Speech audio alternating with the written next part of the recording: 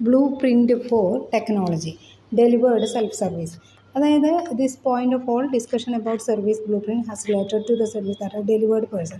നമ്മൾ ആദ്യം പറഞ്ഞിട്ടുള്ള സർവീസ് ബ്ലൂ പ്രിൻറ്റിൽ അവിടെ നമുക്ക് ഡെലിവറി ചെയ്യാനുള്ളതായിട്ടുള്ള ഒരാളുണ്ട്, ഡെലിവേർഡ് പേഴ്സൺ ഉണ്ട്. ഇനി ചിലവരുടെ employees interacting directly same point of process with കസ്റ്റമേഴ്സുമായിട്ട് ഡയറക്ട്ലി ഇൻട്രാക്ട് ചെയ്യുന്നുണ്ട്.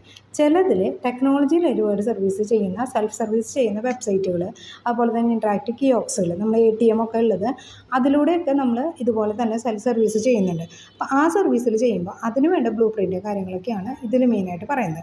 If there are truly no employees involve in the service, അവിടെ എംപ്ലോയീസ് ഇല്ല, contact person area blueprint are not leaded. അതുകൊണ്ട് contact person ഇല്ലാത്തതുകൊണ്ട് അവിടെ blueprint ആവശ്യമില്ല. പക്ഷേ the line of feasibility can be utilise illustrate interface between the customer and computer website to the physical interaction with kiosks. ATM നിന്ന് നമ്മൾ പൈസ എടുക്കുമ്പോൾ അതിൽ കാണിക്കുന്ന ചില ക്വസ്റ്റ്യൻസ്, അവർ നമ്മളോട് ചോദിക്കുന്ന ചില ചോദ്യങ്ങൾക്ക് ആൻസർ ചെയ്യുമ്പോഴാണ് നമുക്കത് കറക്റ്റായിട്ട് സർവീസ് പ്രൊവൈഡ് ചെയ്യും. അപ്പോൾ അത് എന്തൊക്കെ ക്വസ്റ്റ്യൻസ് ചോദിക്കണം, അതിനെന്തൊക്കെ ആൻസേഴ്സ് നമുക്ക് പറയാനുള്ള ഓപ്ഷൻസ് ഉണ്ട്, അതൊക്കെ ഓൾറെഡി നമ്മൾ ടെക്നോളജി ഉപയോഗിച്ച് ട്രാക്ക് ചെയ്താൽ മാത്രമാണ് നമുക്ക് എന്ത് ചെയ്യുമ്പോൾ ആ സർവീസ് പ്രോപ്പറായിട്ട് പ്രൊവൈഡ് ചെയ്യാനായിട്ട് പറ്റുള്ളൂ. If the service involves combination of human and technology interface the airline check in then to distinct space. അവിടെ നമുക്ക് ചിലതിൽ സെൽഫ് സർവീസ് ചെയ്യുന്നതുണ്ടായിരിക്കും, ഒപ്പം തന്നെ ടെക്നോളജി അതുപോലെ തന്നെ ഹ്യൂമൻ ഇൻ്റർഫേസും ഉണ്ടായിരിക്കും.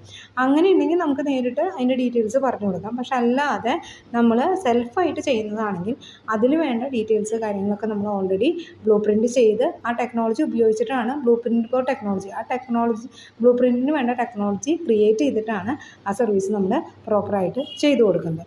ഇനി reading and using of service blueprint എങ്ങനെയാണ് ഇത് വായിക്കുക എന്നുള്ളതാണ് കാര്യം. അത്ര ഇമ്പോർട്ടൻസ് അല്ലാത്തൊരു ഭാഗമാണത്.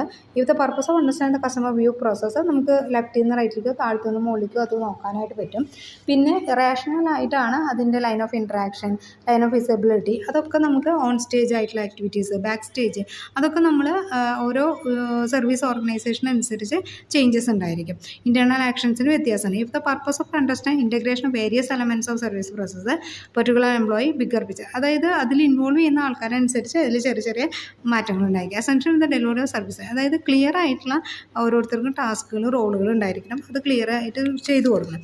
ഇനി സർവീസിൽ നമ്മൾ ഡിസൈൻ ചെയ്ത് കഴിഞ്ഞാൽ അതിൽ വന്നു കഴിഞ്ഞാൽ എന്തെങ്കിലും മിസ്റ്റേക്സ് ഒക്കെ എറൈസ് ചെയ്ത് കഴിഞ്ഞാൽ നമ്മൾ എന്ത് ചെയ്യുക, റീഡിസൈൻ ചെയ്യേണ്ടതായിട്ടുണ്ട്. അതായത് നമ്മൾ ATMൽ ചില ഫീച്ചേഴ്സ് അപ്ഡേറ്റ് ചെയ്യാറുണ്ട്.